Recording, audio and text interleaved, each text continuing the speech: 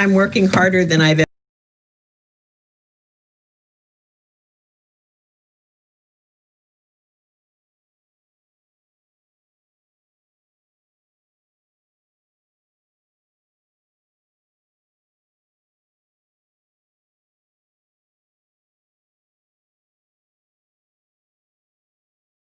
Okay.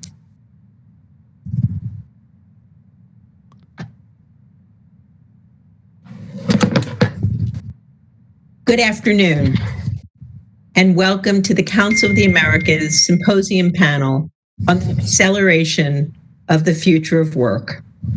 My name is Susan Siegel, and I'm the President and CEO of the Americas Society Council of the Americas. And it is a real honor to have you all join us today. As you can imagine, this is one of the most important topics and a topic that everyone is talking about, the acceleration of the future of work, because we all find ourselves working from home, working virtually as COVID continues to ravage the country and the world. We hope, therefore, everyone is well and staying safe and healthy. We're happy to see so many familiar faces virtually for this year's version of the Council of the Americas Symposium and Bravo series. In response to the many challenges the world has gone through in recent months, we've transformed our annual symposium to provide exclusive access and top-level content at a time when leadership and innovative thinking are more necessary than ever. Today, we have gathered 4 amazing global leaders who will share their perspectives on the future of work and the evolution of the workforce. We are thrilled that our longtime friend and amazing journalist, Michael Stott of the Financial Times, is joining us for the COA Symposium and Bravo series this year to moderate today's panel.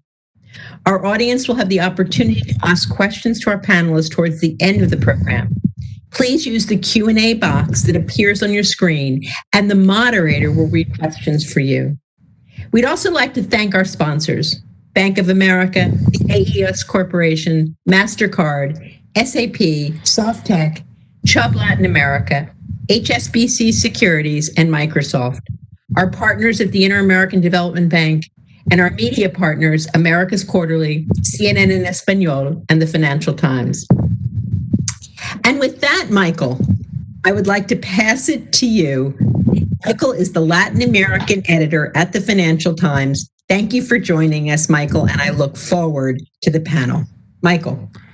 Susan, thank you so much, and it's very good to be here. Thank you for the invitation to moderate this panel. It's, as you say, a crucial topic, and interestingly also a topic on which all of us are experts. We've all lived this ourselves, so we all have something to say from our own experience as well as the experience of our organizations.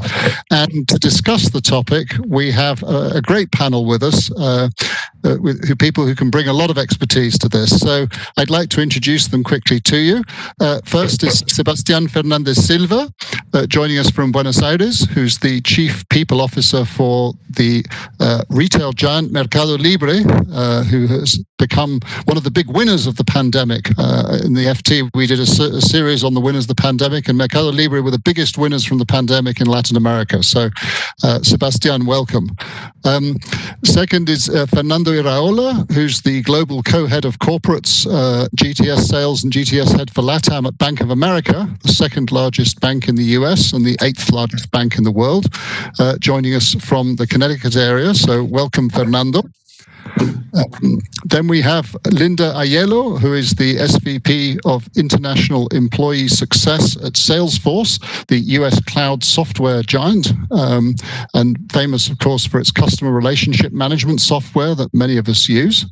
And finally, Alex Camino, the Chief Marketing Officer for SoftTech, the Mexico-based company which has become the biggest IT services provider in Latin America. So a very distinguished panel to discuss this topic with. And I'd like to start off with a question to all of you in turn. So what have been some of the most concrete and successful measures your companies have taken in response to the need for a digital workspace? And what was the biggest surprise you've had in navigating the transformation? Fernando, Sebastian, could I ask you first, Sebastian? Yes, of course. Hello, everyone. Thanks for this invitation to share our experience. This pandemic has been a great opportunity to test our culture, which we believe is one of our main competitive advantages, and to assess how it responds to this unexpected context in which our business keeps growing exponentially, having reached a 3-digit growth rate in many of the countries where we operate. And surprisingly, in this challenging context, our teams have achieved their highest level of engagement ever. In fact, last week we were recognized by Fortune and Great Place to Work as one of the top 10 best workplaces in the world. And in order to achieve both business and team engagement results, we focus on 3 priorities from the beginning of the pandemic. The first one is to ensure the continuity of our operations, and we designed a remote framework, and in 24 hours we migrated 92% of our teams. That means that today we have more than 12,000 people working from home. And of course, that initial challenge was to learn how to work and lead teams in this new frame. And some of the initiatives that we've implemented so far are the deployment of micro-learning trainings to teach leaders how to manage teams remotely, followed by digital mobile nudges to reinforce the effective leadership behaviors. Basically, leaders receive different call to action mobile tips, such as check in with your team at the beginning of the week, provide frequent feedback, manage asynchronous work and communication, take into account the personal and the family situation of each team member, and generate the spaces for social connection. We also grant the benefit of $500 to each employee so they could equip their workspace at home in a very flexible way according to their needs. And our second priority is to preserve the physical and emotional health of our people. And for their physical well-being, we are offering a wide range of activities for on-demand use, such as yoga, functional training, and sessions with health and nutrition experts. We also implemented a virtual medicine service platform. And every 3 weeks, we measure the pulse of the teams. We are very concerned because we observe a progressive decrease in the state of mind of our team, particularly in those countries which keep extending their quarantine. Therefore, for the emotional well-being, we implemented daily mindfulness sessions, and we carried out an initiatives with the Neuroscience Institute to assess the emotional state of each team member. According to their individual stress and anxiety level, we offer personalized support by mental health specialists. It's important to say that through this assessment, we found that the most important protectors against the anxiety and stress generated by this context are physical activity and social connections. It's important to say that we have to maintain is physical distance, not social. And finally, our third priority is to support our users and community. And I'd like to highlight an initiative that has a huge impact on the community. The temporary employment agreements we signed with companies that in the gastronomy industry that were deeply affected by the pandemic.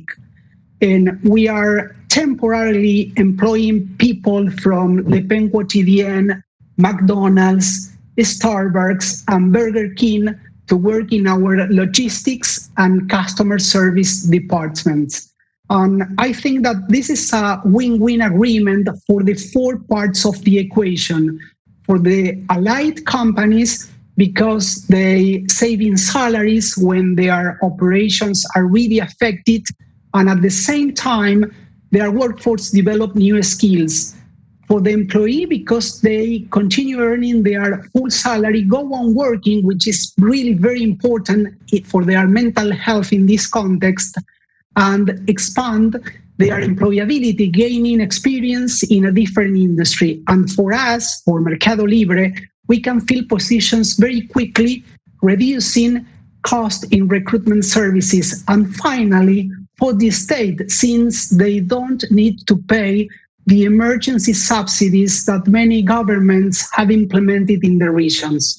But to end, it's important to mention that these employment alliances represent only 5% of our total hires, because this year we have been an important generator of employment in Latin America. Hiring more than 7,000 people represented a growth of more than 70% in our team. Thank you very much for that. Fascinating, Sebastian, actually, some of the innovations that you've brought in on the back of the pandemic. Fernando, could I turn to you next at BOA? What have been some of the measures you've taken in response to the need for digital workspace and the biggest surprises you've had in the transformation? Sure, thank you, and good afternoon, everybody, and thank you for Council of the Americas for putting this session together. Look, the priority number one, similarly to what Sebastian referred to, was to make sure that the safety and well-being of our teammates around the world was taken care of. And we moved 85% of a 200,000 strong team globally into a BCP or work from home or work remotely posture. And we needed to make sure that while doing that, we're prepared to deliver for clients day in and day out around the world without hiccups. And that's exactly what happened. Really, our business continuity plans and our ability to move all that workforce into a digital interaction was certainly that we were well prepared of on the back of a responsible growth strategy that the institution has been, quite frankly, working on over the past 10 years and investing on technology and state-of-the-art infrastructure to make sure that from a client interaction perspective, we continue to digitally enable clients to transact their commercial and financial flows around the world, but also to ensure that internally our workforce could remain engaged, connected, and delivering for clients. One of the things that did not work that well as part of that process at an early stage was some of our vendors, right? We work with many vendors around the world, and some of them are located in, emerging markets. And we're moving into this pandemic situation and the lockdowns per country, but also lockdowns within a given country that restricted mobility from a city to another.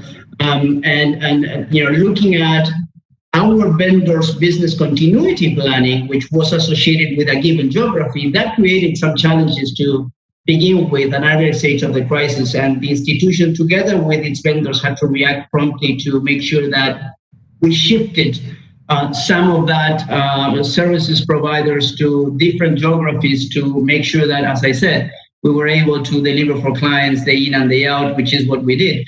But looking at business continuity planning from a vendor's perspective is something that I think this crisis has alerted us all. A little bit similar to the disruption in the supply chain that many companies around the world have seen, and the opportunity that creates as a consequence of that. But again, I just want to reiterate that safety and well-being of our teammates around the world has been and continues to be priority number one, and ensuring that we are there for our clients as well as our communities has been the game plan and the execution all along. The last thing I would mention, one of the things that our CEO and senior management did at a very early stage in the crisis was to commit to no layoffs as a consequence of COVID, despite the challenges. that from a macroeconomic perspective, it has put in front of us. And I think that also sent the right message to our teammates around the world in terms of the stability and safety of their jobs, which I think it's not a minor detail given the seriousness of the crisis. Absolutely. Well, thank you for that, Fernando. That's very interesting. Linda, could I turn to you and ask you what have been some of the things that have really worked well for you at Salesforce in this pandemic situation, and your biggest surprise in the transformation? Of course, thanks, Michael. And the interesting part about this time is these months have been some of the most challenging times in recent history. So it's not even just this public health crisis, but we're also really in the midst of a racial injustice crisis, an economic crisis, a leadership crisis. And as employers, we've all really had to take a new level of responsibility to protect, as some of the others have already said, the physical and mental well-being of our employees. We're a company that's, of course, obsessed with data. So we introduced monthly well-being surveys to make sure we're gaining insight on how our employees are feeling during this time. So our executive leadership team is reviewing these results, really thinking about next steps. And this has led to some real change at the company. Similar to what Fernando said, we've launched this daily series, and it's a live webinar series called Be Well Together. And on there, we've featured experts like Larry Brilliant, the epidemiologist, Dr. David Agus, to talk with us and give us wisdom on well-being. We've also had some really interesting people just when we needed to have a laugh. We had Trevor Noah on there one day, because in this time, actually, that's what we need in some moments. And this was so successful that we actually opened it up so that not only our employees and our customers can see this, but actually anyone who needs a well-being break can tune in. We also knew and we understood from these surveys that individuals who are trying to balance homeschooling, managing their family care, taking care of the elders, taking care of sick people, et cetera, were really struggling. So we expanded our family care leave. So now people are eligible for 6 weeks of paid time off, predominantly focused on parents. And we also increased our global backup childcare to help relieve this burden from them. And we also now host weekly company-wide meetings, and our entire leadership team is on there. And they're really taking questions directly from our employees as we're navigating through this week after week.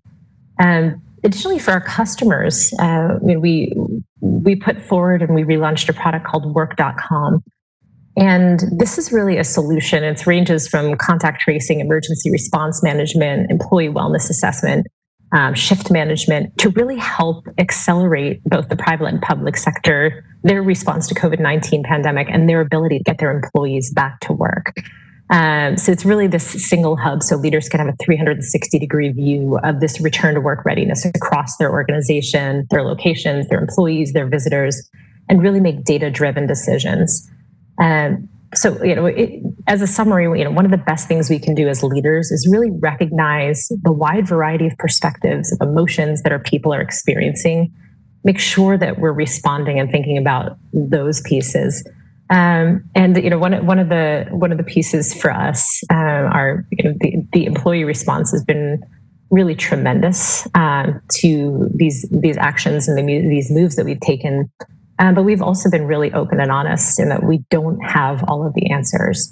And we're in really unprecedented times right now. We're not going to get it right every time along the way, but it's really important to listen, to learn, and to really find ways to continue to help our employees thrive. Thank you, Linda, for that. A theme emerging here about the need to understand employee well-being via surveys and other ways and respond to that. Alex, could I turn to you for the experience that Softtech has had in this, some of the big successes in the pandemic and surprises that you've experienced? Yes, thank you, Michael. Very, very similar to what the previous panelist said. Basically, we put employee well-being and business continuity at the forefront of the efforts. Probably what is different in the case of Softtech is that we are a digital service provider, right? And we introduced the nearshore concept 20 years ago, and it's basically delivering service services from a nearby or adjacent country. So remote work for us is part of the work that we do on a day-to-day basis. So remote work is not foreign for us, but definitely we were used to having the work that we do for our clients located in our global delivery centers around the world. And we've had situations in which we've had to shut down one center due to a natural disaster. I remember Hurricane Alex in Monterey a few years back. Definitely the H1N1 outbreak in Mexico in 2009. That was like a dress rehearsal, right, for what we're living now. We had to deal with that situation there in Mexico. We obviously never had the situation of having all of our offices closed at the same time around the world. But probably what is different is that our business continuity plan is consists of hundreds, if not thousands, of business continuity plans, one for each client that we have, and sometimes it goes to specific projects. Each project has a particular business continuity plan. So that presented a new set of challenges that I'm very, very proud and very, very happy that we were able to implement that. And some of the lessons that we had learned from the H1N1 outbreak was we switched to having laptops for everybody instead of desktop PCs, in case we had to implement a work from home policy. So we were in that case very well prepared. Some of the other things that we had to improvise, because we have never been in a situation which we have been working remotely for so long, similar to the other panelists, was implementing employee and engagement and wellness programs.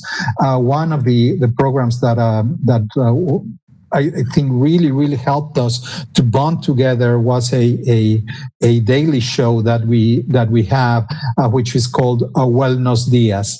The Wellness Dias is a show that it's literally, and kudos to the team that puts this together. Is like a TV show internal in which we get the sense of what is going on in the organization around the world. We get specialists from other companies and internal people from different areas around the world. So that and some other programs we had. One of the programs that we usually have is called Softequiada, which is our internal sporting event. We have people from all over the world gather in Cancun for a few days, and we have sporting events, sport competitions. Obviously, we couldn't do this, but we implemented the eSoftequiada. So now it was playing FIFA online, and we had League of Legends and some other video games. So we adapted to that, and obviously the helping the community is one of the things that we did. We have a platform that is called Click to Sync. Basically, Click to Sync helps businesses to sync their inventory management systems with the platforms that they use to sell online. And we made that available for free for small and medium businesses, so they would be able to sell in marketplaces like MercadoLibre. And we have roughly 300-400 small and medium-sized businesses using that capability to sync their inventories and being able to sell online. With regards to the big surprise, some of the things that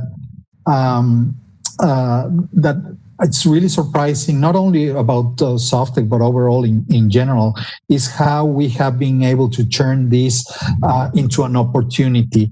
one of the webinars that we had during the pandemic. We called it the Aikido approach to the pandemic. And I don't know if you're familiar with martial arts, but Aikido is a martial art that uses the opponent's force to your advantage, right? So we are starting to use that, the pandemic force, to use that into our advantage. And we have been able to create fantastic new digital products, new digital solutions, and helping our customers to accelerate their digital transformation. So those are some of the things that we have seen, Michael. Fantastic. Thank you very much for that, Alex. And just a word to the audience, you're going to have a chance to ask our panel questions a little later in the session. So please do start sending in questions if you have them as they occur to you, and we'll try to put them to our panelists a little bit later on. You don't need to wait until the Q&A part of the session before you send the questions. So now I'd just like to ask Sebastian again from MercadoLibre in Buenos Aires. Company culture. We all know how important company culture is, Sebastian. This is a real challenge, isn't it, in the pandemic? How do you keep company culture going when, for example, you mentioned adding new employees? You've got new employees joining the company who've never met their co-workers, never met a manager in the company. How can you can keep the company culture going remotely? It's a critical topic. We see that remote work has allowed us to maintain productivity and achieve outstanding results, but on the other hand, on-site work has benefits in terms of collaboration, innovation, and fostering culture. And this is why when we think about the future, we've designed what we call a hybrid format for the post-pandemic. We did a benchmark with companies in our industry, and we identify a common denominator that all of them are thinking of moving to a much more flexible work format. But however, the degree of the flexibility is tied to the importance that each company assigns to their culture. And the more critical role culture plays in their business, the more balanced their work format is. And we also delve into certain academic research and found very interesting insights from researchers such as Nick Bloom, an economist from Stanford University. And he highlights that working from home should be part-time in order to take advantage of the benefits of each modality. It should be an option, but it requires developing a responsible use of autonomy. So from our perspective, in both format, on-site and remote, offer different advantages. And we believe that they are complementary depending on the work that the people or the teams have to do. Because the face-to-face format is useful for brainstorming, design meeting, team alignment, and the dissemination of culture. That for me, this is the most important topic, whereas the remote format is more effective for those work that requires concentration. For example, coding, analysis, reports, and business reviews or massive meetings. And this is the reason why we believe that thinking about the future, what we call a flexible framework, will allow us to take the advantage of both formats. And in this way, each employee will be able to work between 1/3 and 2/3 of the time on-site or remote, depending on the type of the work that they have to do, the needs of the team, and their personal context. And I believe that this flexible framework reflects our agile culture, since we can offer different alternatives to meet each person's needs. And I think that this is a great benefit and evolution on our working format. Okay, thank you.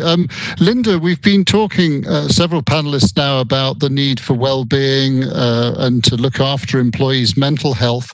And you mentioned, I think, that in your company, also in Salesforce, you've been trying to monitor this through surveys and so on.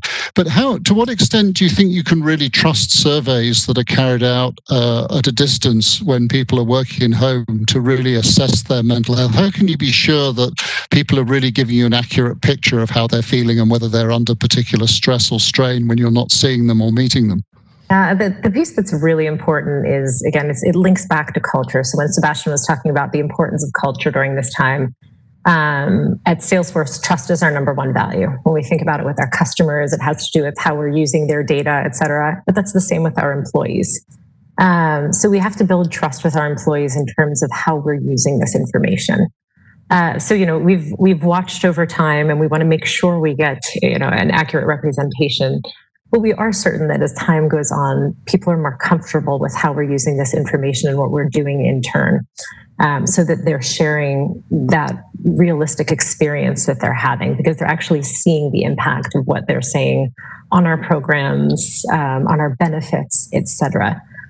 So that's where it is, and we talk to our employees about this, and of course we get a sample set each time. We don't force this to have to be have to be filled out.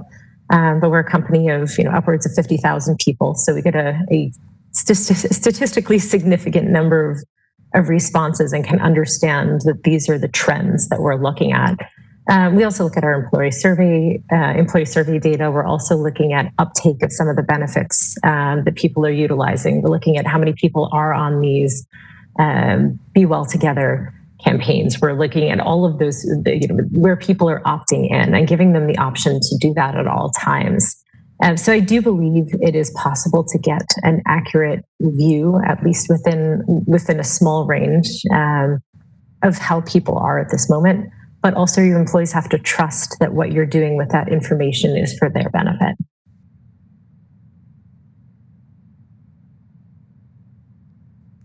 You for that. Thank you. And Fernando, in Bank of America, you've got a huge number of clients, all your corporate clients.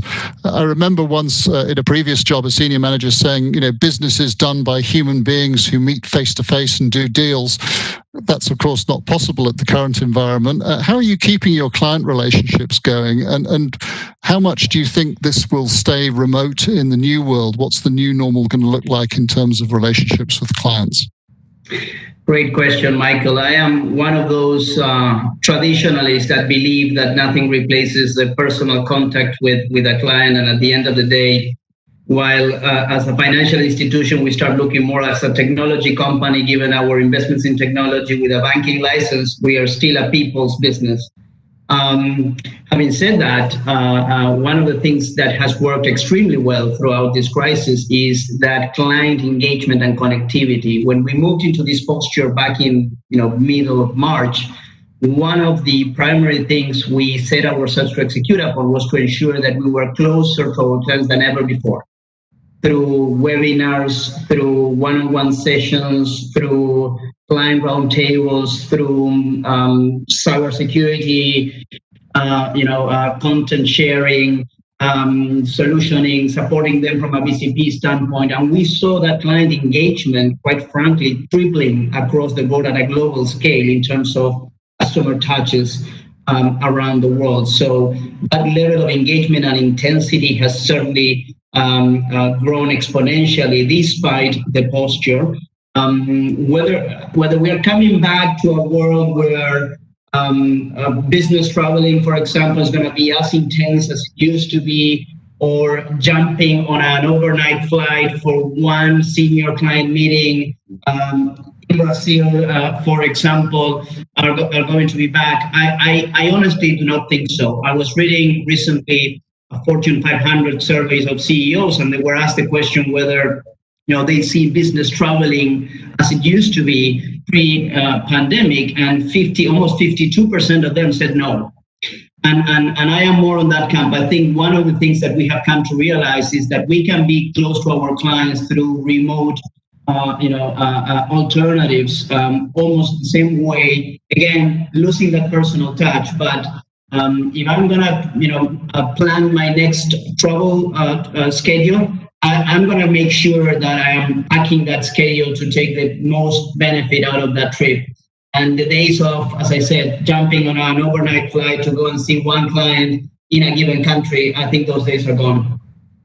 Well, there's also an environmental imperative, isn't there? There's more and more pressure now to adopt more sustainable business models. So that's part of it too.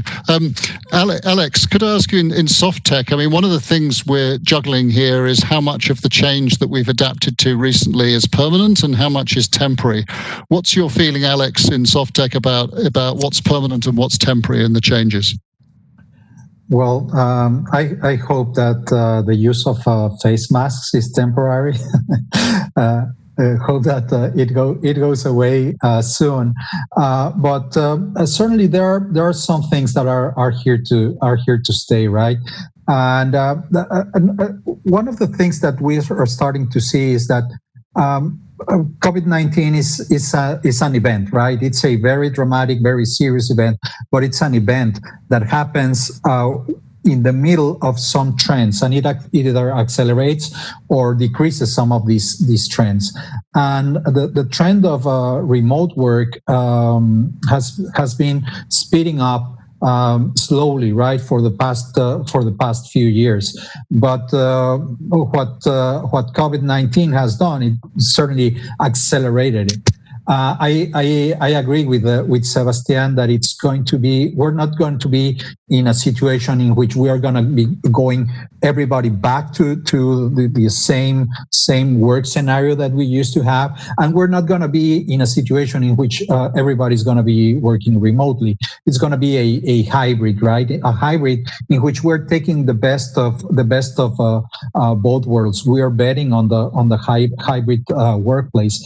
One of the things that we're doing internally is we're creating this concept of the workplace of the future, and we're trying to envision, okay, what are the long-term challenges that we need to fix in a hybrid environment? How are we going to be measuring employee engagement? How are we going to be measuring customer satisfaction? How are we going to be measuring productivity? Those things that this COVID-19 or the situation that we're going through is probably not the best representation of what it is going to be of a hybrid workplace. Productivity may start decreasing once this starts lingering longer and longer. Employee engagement may start lingering once everybody becomes the new normal. So creating the scenarios in which we are able to measure all those things in a hybrid environment, probably that's the next challenge in business. Thank you. Sebastian, at MercadoLibre, you're a leader in e-commerce and a leader also in doing things in different ways. And one of the things we've learned in this crisis is that if you can work from home, your work could also be done from anywhere in the world. So what about outsourcing and offshoring? Are those going to accelerate as a result of this pandemic? And if they do, can Latin America gain a bigger share of the pie, maybe draw some business from Asia? Yeah, absolutely, because I think that one of the advantages is regarding talent, because in this context, talent will be even more liquid. So we will have the chance to hire people from different locations and from different geographies. So I think for managing talent globally, this is a huge advantage because we will be able to offer them new working formats and allow us to hire people that in the past we couldn't. Okay, that's interesting. Thank you. And Linda, obviously, you mentioned that we're going through this pandemic at a time of other crises too, crises about inequality, crises about racial injustice. So Linda, also we're conscious that, you know, in this crisis there's a bit of a them and us division as well, isn't there, in this hybrid environment where you have people who have childcare responsibilities and people working who don't, people who've got comfortable home offices and people who have very uncomfortable places where they live, and of course office staff who can work from home, and blue-collar staff in manual jobs who have to go to work to carry on doing their work. So how can we try to overcome those inequalities that are inherent in the structure of our society and how we respond to the pandemic? Sure. I think it's really important first to meet each individual where they are in their journey, because again, there's not a one size fits all solution. During this time, because we are going through this together, sort of as humanity, we're more in tune with asking people, how are you? Are you okay? Is this working? Is this okay? Which is something that we didn't spend enough time on pre-pandemic. And, we're finding the amount of time that people are spending checking in with their employees, making sure they understand, are actually helping us pivot and having really distinct solutions for people in different scenarios, and trying to sort of bridge some of those divides. And I mean, we see all through social media, et cetera, this bifurcation that's going on further and further. So instead of perpetuating some of that, where we see that bifurcation, it's really important that we lean in and we have those conversations. As leaders, it's oftentimes easy for us to say, nope, we got the solution, fine, this is what we're doing, instead of stopping and actually saying, tell me more, and really trying to dig in to sort of the crux of what the problem is and what the issue was. And it's kind of interesting because we had a lot of preconceived notions prior to the pandemic about what could be done at home, what couldn't be done at home. And we kind of can't unsee what we've now seen. So, I think there are opportunities from an equality standpoint. If you look at some of the concerns around gender equality coming out of this pandemic, women have been more highly impacted in many cases than men in terms of the type of work they do, et cetera. But we've also started to understand that there can be a greater level of flexibility, and we can work in that way as an organization, as a world. So how does this actually open up those opportunities? You're asking Sebastian about how can they leverage other countries? How does that create a better opportunity there? We can now reconsider where we access talent around the world as well. And that starts to be an equalizer in terms of, who has access, who has opportunities where individuals may not have had access or opportunity before.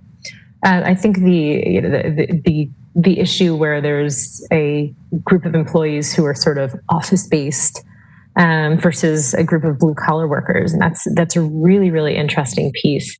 And it's really critical that the leadership, the teams, have a tremendous amount of empathy for those who are in those roles where they have to be in, and a tremendous amount of support. Those are our frontline workers at that point in time for each of our organizations.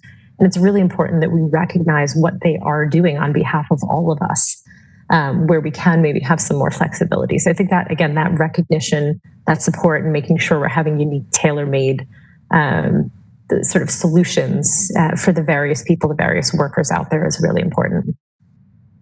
Yes, I think the recognition point is very important, isn't it? There's been recognition of health workers in the pandemic, but I think certainly here in the UK, personally, I feel the supermarket workers are some of the people who most deserve recognition, who've kept us all fed during this thing and exposed themselves to customers on a daily basis, but have not had a lot of recognition. So that's a key point. Fernando, we talked about the concerns there with inequalities and injustice, but another concern is increased stress, isn't it? And that sort of guilt feeling that if you're working from home, you've got to really prove that you can deliver and you can still be useful, and maybe feeling bad that you're doing it from home and not the office, and you're not present in front of your boss anymore. So somehow you've got to prove to your boss that you're still useful. So maybe you work even harder than normal, even longer hours, and you sort of burn yourself out. How much of an issue has that been for you in Bank of America? Well, it has certainly been a concern across the board to make sure that, again, while we moved into a BCP posture, and that we ensure that we were delivering for clients, we needed to make sure that our teammates remain healthy, safe, both physically but also emotionally. And I mentioned that we increased the level of client engagement significantly throughout this crisis. We also increased the internal engagement with our teammates across the world to make sure that, again, that well-being is there. We launched several programs in terms of well-being and access to healthcare providers, providing support for families that needed to take care of their children while they were not going to school. Many new initiatives that have been put into place to make sure that we were providing support to our teammates around the world. Interestingly enough, one of the things that we have actively been doing to make sure that people were breaking away from being constantly connected were two things. One, again, messaging the need to find that time within the day and the working hours to break away.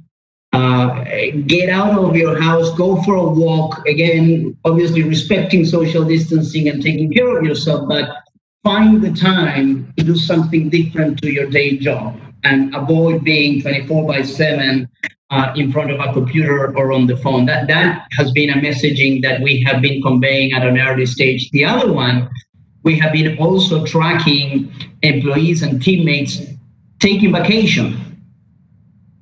Again, a different type of vacation, right? Because there's not much, traveling around the world these days as a consequence of this situation. But again, take a day off, take 3 days off, take a long weekend, do something with your family, stay at home, take care of, your house. But we've been conveying consistently that message because it became very blurred, right? There was this feeling that, am I working or am I on vacation? And I took a day off. I myself, I had to, handle my family's reaction to say, we need you for something. You don't understand.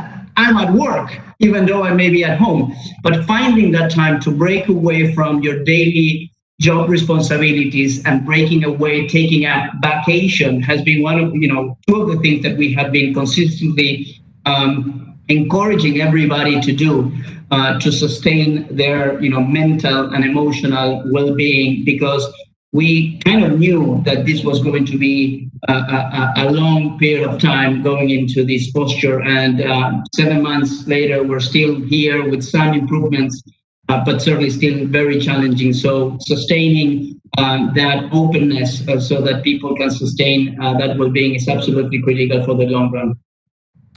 Yes, it's very difficult to make a staycation into a genuine vacation, isn't it? It's a real challenge. So, Alex, I wanted to ask you if we accept that we at some point will return at least part of the time to some form of office, whether you think the office design might change. And if we think of open plan offices, Alex, which were a big trend in recent years, I mean, they're not very COVID friendly. They don't compare well with home offices in terms of the quality of workspace. Do you think open plan offices are on the way out, Alex? I think COVID is the best thing that could have ever happened to rethink the workspace. I think open plan offices, they never worked. I personally never liked them, and the fact that they are not COVID friendly for me is a blessing. It will cause certainly a change in that trend. But definitely, I think if we think of that hybrid workplace, right, there's going to be an enormous shift, a seismic shift in the commercial real estate market, right, and companies are going to find themselves having much more square footage than they actually need, at least for some time. And I think it's a great opportunity to rethink those workspaces and go beyond just having that plexiglass divider between one workstation or the other. Totally rethink the workspace and rethink, and we have seen how this has been evolving. Again, COVID is an event that disrupts these trends, right? The trend of rethinking the workspace has been happening for quite some time. So in my personal opinion is I'm glad that the open workspace is going to go away. I find it very disrupting, because it also shows that a lot of the work that we have already been doing happens remotely. Even when we go to the office, we spend a lot of time speaking on the phone, and hearing to everybody's conversations is very hard. So I think that trend is dead, I think. I really hope you're right. Speaking personally, I couldn't agree more. I think the open plan offices are a bit of a disaster. Sebastian, you were speaking earlier about the sort of opportunities for sourcing workers from all over the world, and the fact that allows you to recruit talent from all over the world, which is true, and give opportunities to people in countries that maybe haven't had them. But how do we make sure that doesn't turn into a race to the bottom on salaries? I mean, we saw with manufacturing the sort of ruthless focus on China, which was the cheapest place, and it sort of cleaned up on manufacturing. How can we avoid the same thing happening in services and knowledge industries, of all of this stuff just migrating to wherever in the world is cheapest and everybody else being put out of work? What's your feeling about that, Sebastian? Yeah, I think that is something that is critical to consider, because we have to be very aware of that and that risk. And I think that in our case, that we want to be a great place to work and an employer of choice, and we are very concerned about offering a competitive and compensation, and to ensure that we offer to all our employees the same possibilities, and despite the place that they are working for. So, and I think that is something to pay attention, and companies have to be very aware of that, and not to have these differences internally. And so this is my opinion about that. Linda, I wonder if I could ask you your view on that. Have you seen in Salesforce sort of pressure to migrate services to the cheapest location where they can be done around the world, or among your clients as well? No, and I touched on this a little bit before, and it's really less about a cost savings piece, although let me come back to this a little bit, but it's really about utilizing this as a talent play. Where is that talent sitting in the world? They're not all sitting in the Bay Area. They're incredible talents in all parts of the world, and this actually opens up opportunities for other individuals. So it shouldn't be purely a cost savings piece. I do think this opens up, this needs to open up our minds in terms of what has to be done in certain places. Can that result in cost savings in certain situations? Yeah, probably. Especially where we're fighting over a very small group of talent in one area in particular, where we're sort of unnaturally driving the cost of that talent up.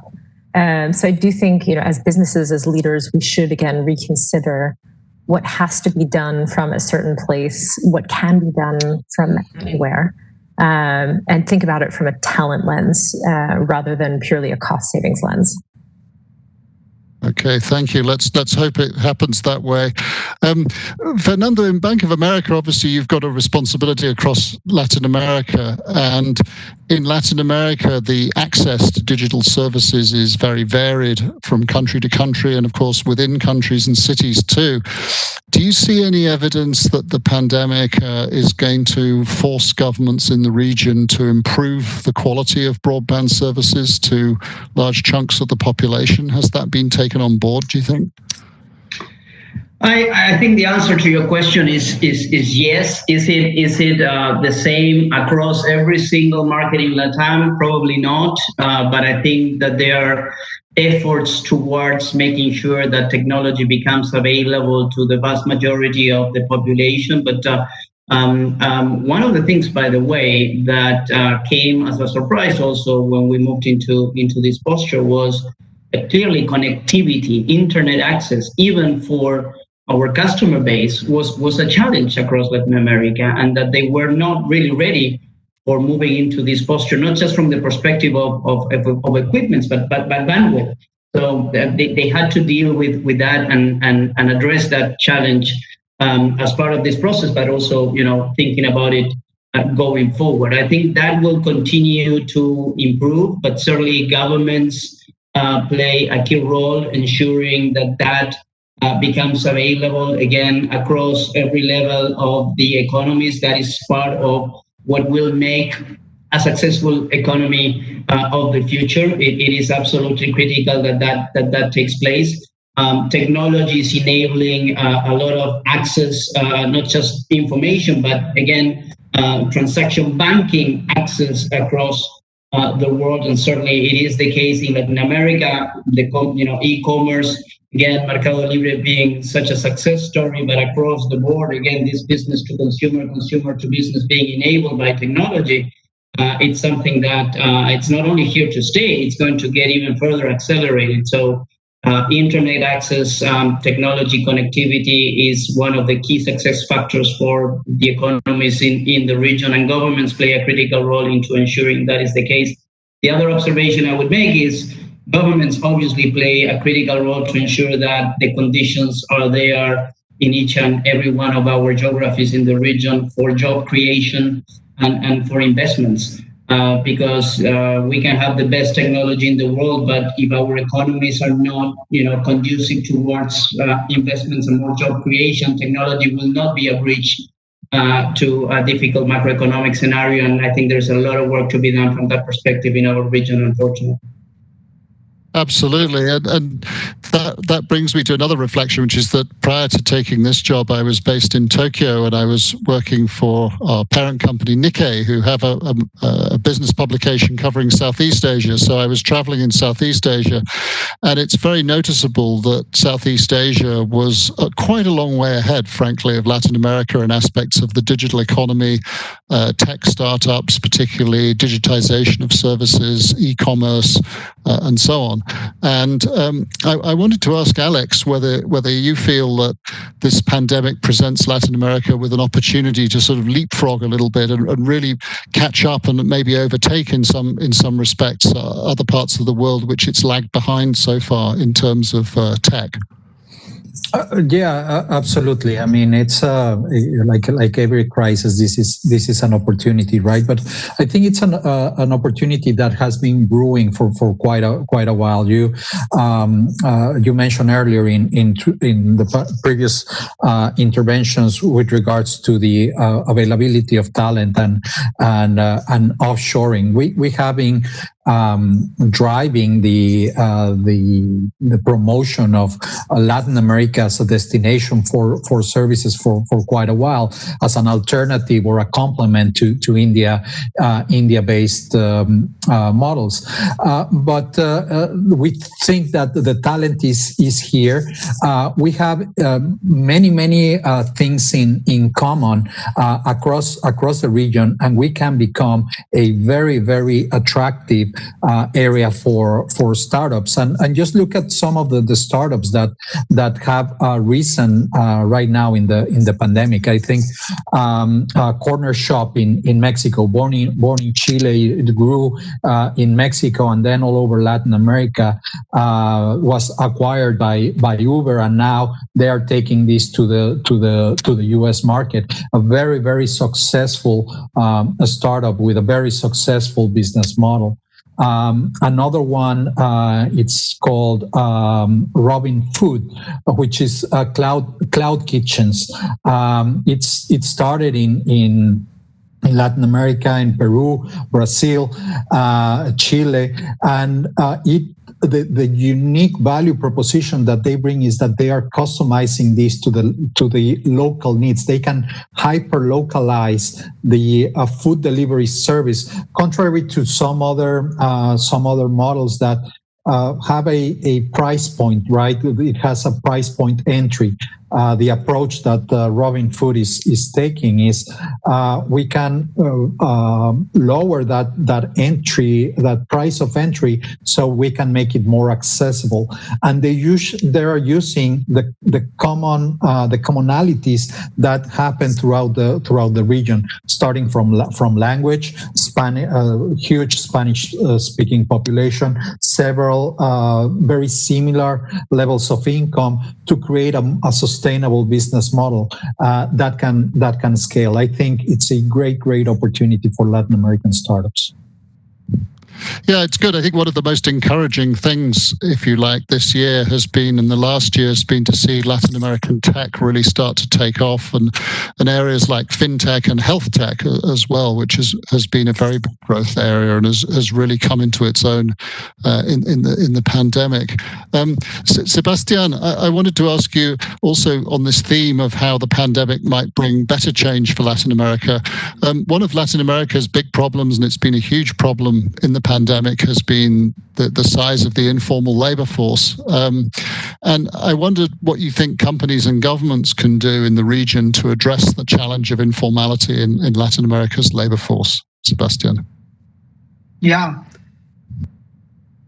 from my point of view, there is no denying that this pandemic has accelerated the digital transformation that we were heading for, and this digital transformation is helping mitigate the economic slowdown and to accelerate the recovery.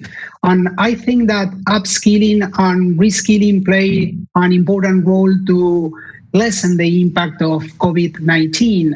And we have experienced a boost of online sellers, but almost half of them had very little experience in selling online, and more than 40% needed to hire someone to help implement their e-commerce strategy. So I think that another important area where the impact of new technology is already visible is the financial inclusion, and the use of mobile money and digital payments has increased notably in the past few years, and this might have contributed to the inclusion of more people into the formal financial system. And the pandemic has accelerated this trend, particularly in Latin America, where half of the population has no access to financial services. And I think that fintech companies are successfully helping to bridge the financial inclusion gap through the digital payments and consumer credits. And another topic that I think that is important to have in mind is that government should avoid rigid telework regulations, because the cooperation between the public and the private sector is key to building a smarter and flexible regulatory environment which promotes the employment and reduces informality and fosters the innovation and the investment in the region. Yeah, thank you. Yeah, the point about financial inclusion is very important, isn't it? And I think it's also very important just to remember that the pandemic does have silver linings. It's hit Latin America horribly hard, and we all know just how hard it's been, the worst affected region in the world. But it has also brought some positive changes and some real opportunities for the future. And I think we must all hope that those could only accelerate. So we're coming now to the question and answer part of the session, and I would encourage those of you who are in the audience tuning in to please keep sending in your questions, and we'll put them to the panel. So the first question we have is from Mauricio Haidar. Mauricio, please, can you unmute yourself and ask your question?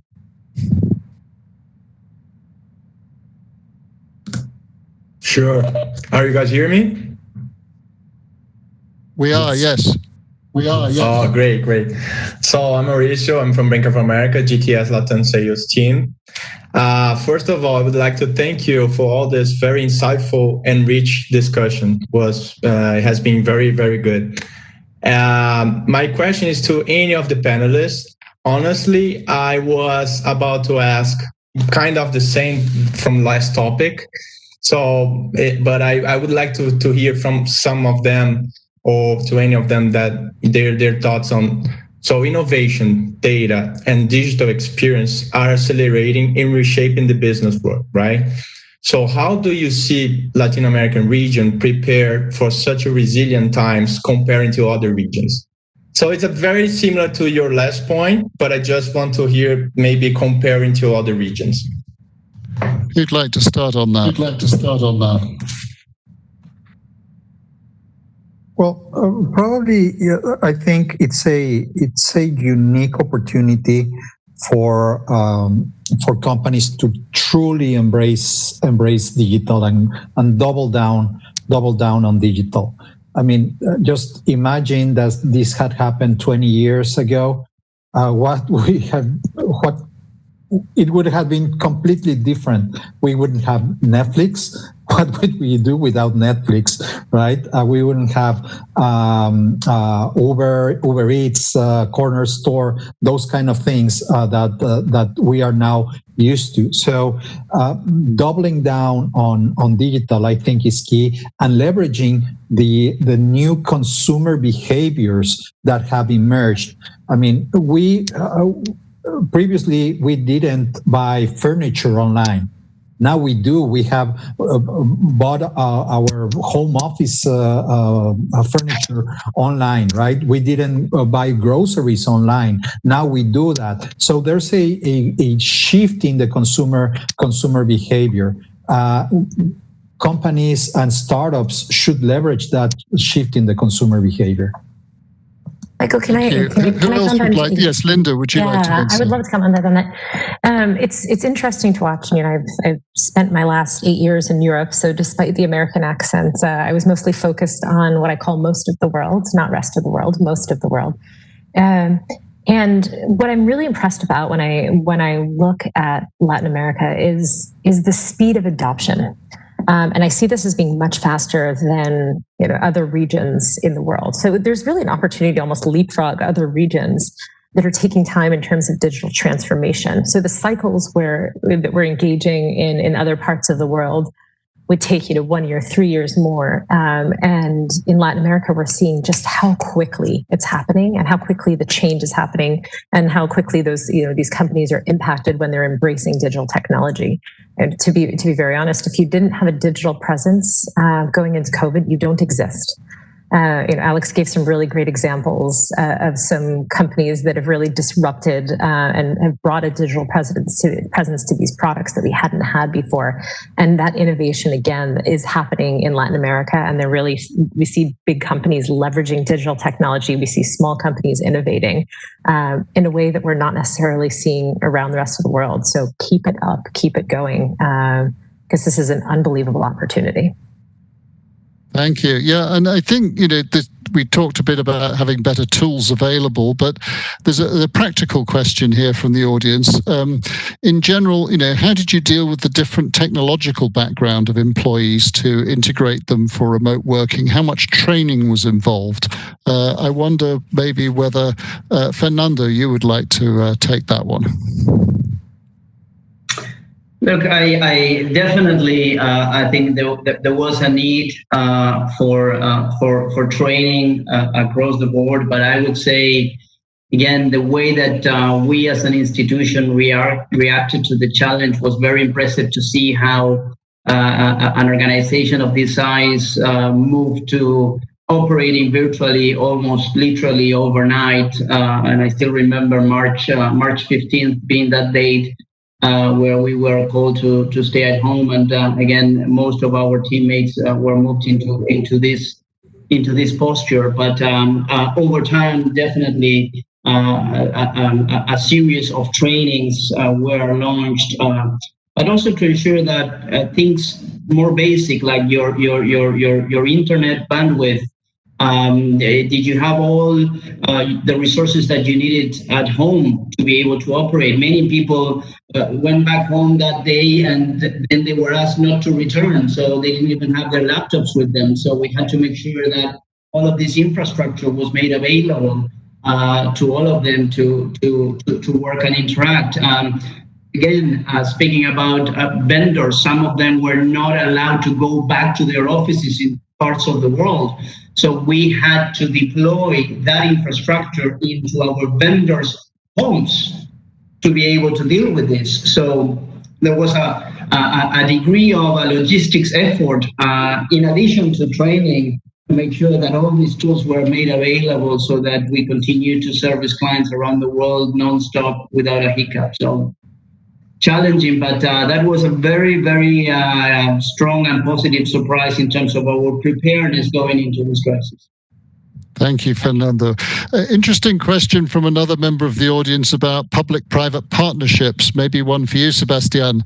Are you working with governments in their responses to mitigate the employment crisis? And what are the elements of effective public-private partnership in the current context, Sebastian? Yeah, absolutely. We are working with them in many of the countries where we operate. And as I mentioned before, the different governments are trying to legislate the remote work.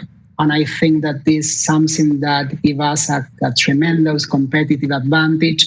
And maybe if they don't pay attention to the way of implementing this, and it will affect tremendously the work recovery. So I think that is something really very important, and to legislate in a way that and give us to continue working with the flexibility and this partnership between public, private sector, and also unions, because unions in Latin America are maybe stronger than in the rest of the world. And I think that they are another component of this equation. And we are working with them to try to redesign the unions agreement, but maybe in the regions they were implemented 40 years ago.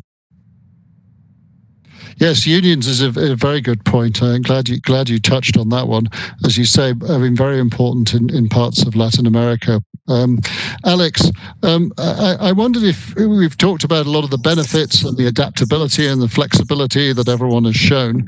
I wonder if you could talk about whether you've seen signs of anything that might be suffering after almost 9 months of the remote work culture, creativity, relationship building. I mean, are there downsides? What downsides have you seen? Well, definitely there's no replacement for face-to-face interaction, right?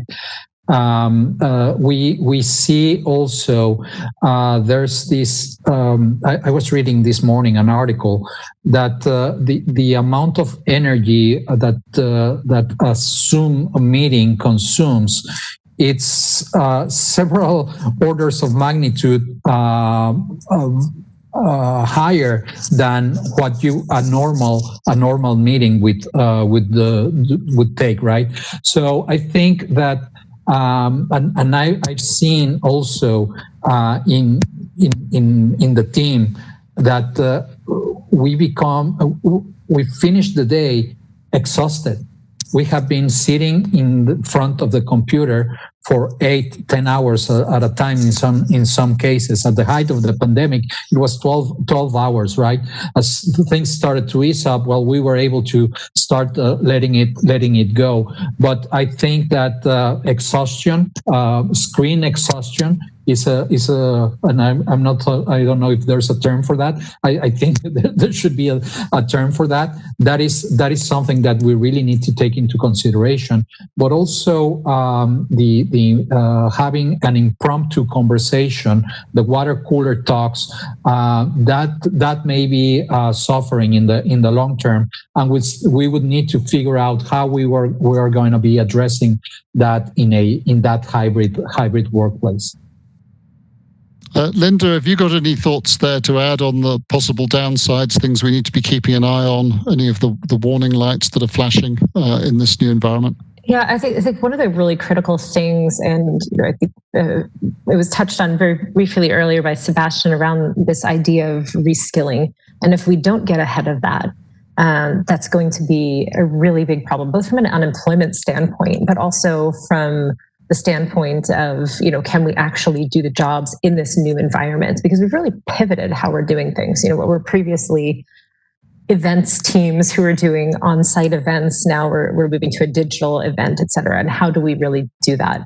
So I think it's really important that organizations focus on this. And 70% of Brazilian workers believe that companies are responsible for reskilling their workforces, not as an individual. So we're seeing this reskilling effort bubbling up more and more. So it's important to use. We have a platform called Trailhead that's open, it's free, it's online.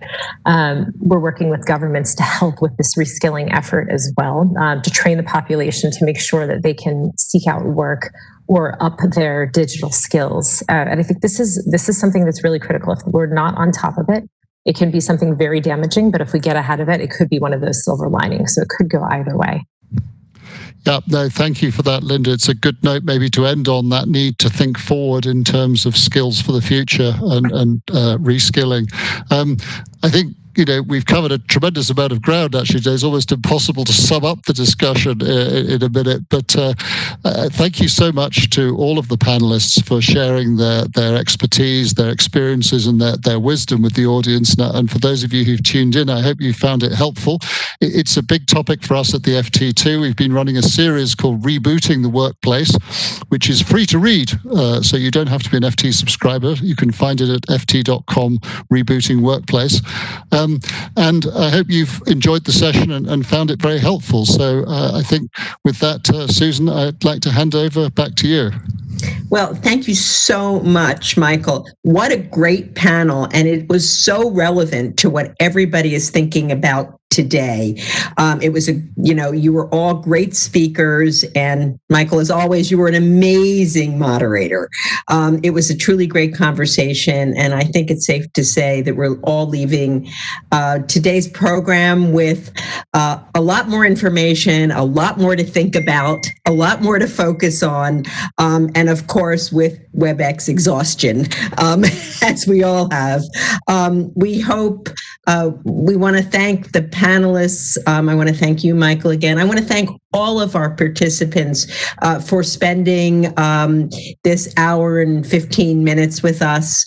And we hope to see you all again for our next Council of the Americas Symposium on November 10th, that's going to focus on financial technology in Latin America. I hope you will all stay well, healthy, and continue to enjoy Zooms, WebExes, and everything that the digital platform can offer you. Have a good evening, have a good weekend, and thank you again.